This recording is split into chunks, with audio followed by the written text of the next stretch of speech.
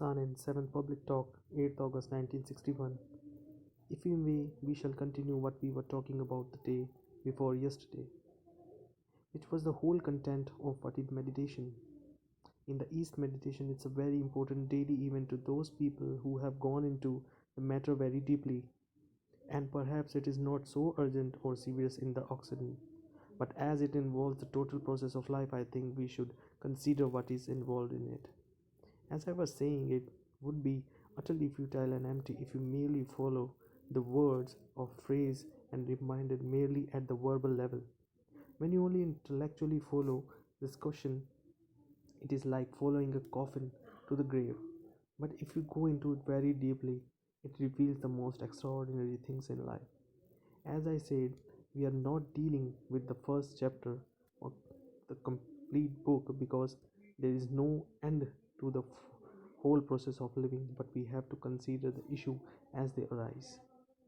We are going into it rather more deeply and comprehensively, as you will see. But first, I think it's very necessary to understand what is negative and what is positive thinking. I'm not using those two words, negative and positive, in the opposing sense. Most of us think positively, we accumulate, add, or when it is convenient, profitable, we subtract. Positive thinking is imitative, conformative, adjusting itself to a pattern of society or to what is desired. And with that positive thinking, most of us are satisfied. For me, such positive thinking leads nowhere. Now, negative thinking is not the opposite of positive thinking. It is quite a different state, a different process. And I think one has to understand that clearly before we can go any further. Negative thinking is to denude the mind totally. Negative thinking is to make the brain, which is a repository of reaction, quiet. We must have noticed that the brain is very active, constantly reacting.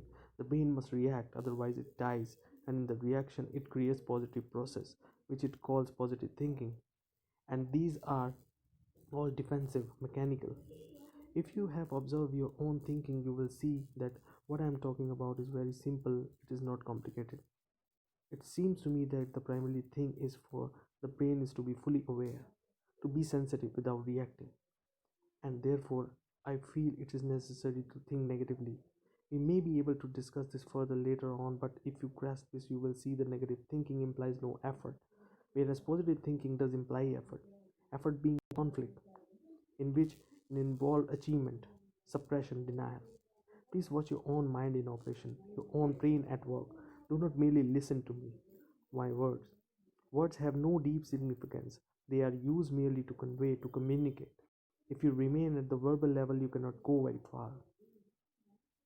So, all of us, through education, through culture, through the influence of society, religion, and so on, have very active brains, but the totality of the mind is very dull. And to make the brain quiet and yet fully sensitive, active but not cultivating defenses, is quite an arduous task, as you will know if you have gone into it at all. And for the brain to be tremendously active but totally quiet involves no effort. For most of us, effort seems to be a part of our existence. Apparently, we cannot live without it. The effort to get up in the morning, the effort to go to school, the effort to go to office, the effort to stay in a continued activity, the effort to love somebody. Our whole life from the moment we are born to the moment we enter the grave is a series of efforts. Efforts means conflict, and there is no effort at all if you observe things as they are. The fact that it is, but we have never observed ourselves as we are, consciously or unconsciously. We always change, substitute, transform, suppress what we see in ourselves. All that implies conflicts, and a mind, a brain that is in conflict is never quiet.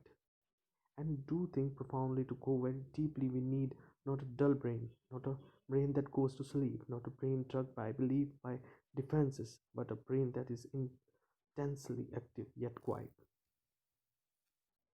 It is conflict that makes the totality of the mind dull. So, if we are to go into this question of meditation, if we are to enter profoundly in the life, we have from the beginning to understand conflict and effort.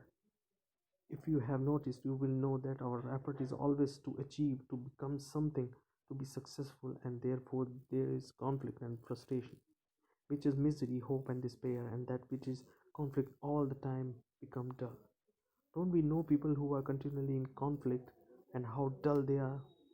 So, to travel very far and very deeply, one has to completely understand the question of conflict and effort.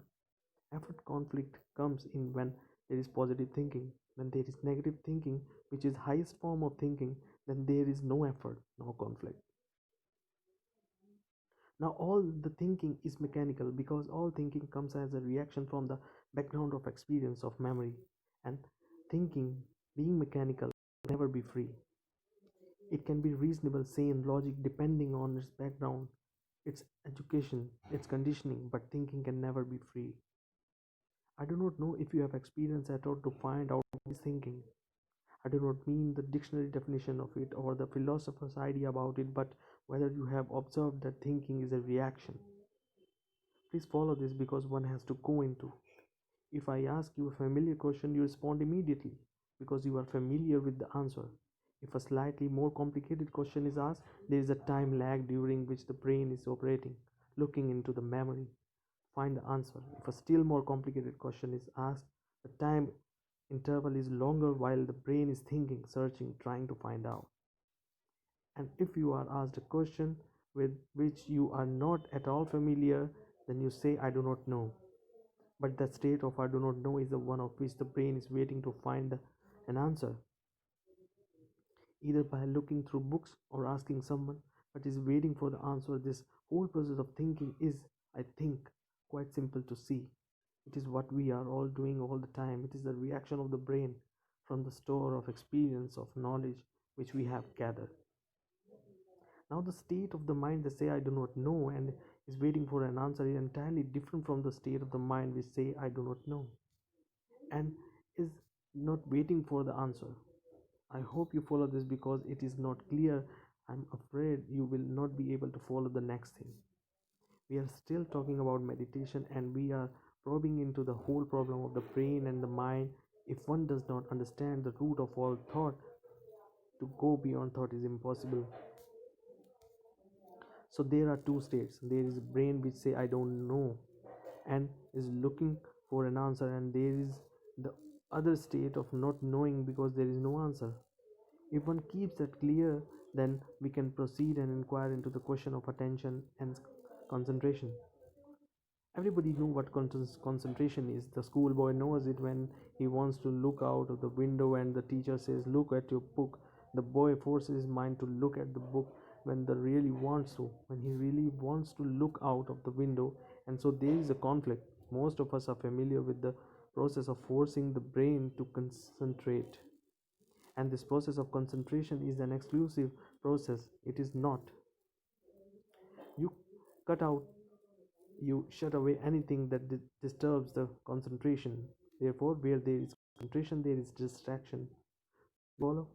Because we have been trained to concentrate, which is a process of exclusion, cutting out. Therefore, there is a distraction and therefore conflict.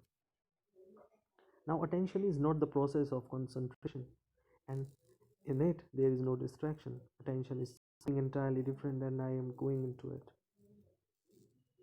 Please, this is a very serious thing we are talking about, and here is not like going to the concern, wanting to be entertained. It is required to mental work on your part. It means a going within without sense of wanting or not wanting. If you cannot follow seriously, then just listen quietly, hear the words, and forget it.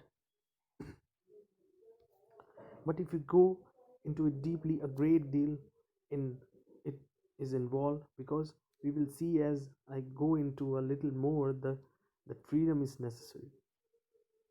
Where a mind is in conflict, making an effort, there is no freedom. And where there is concentration and the resistance to distraction, there is no freedom either.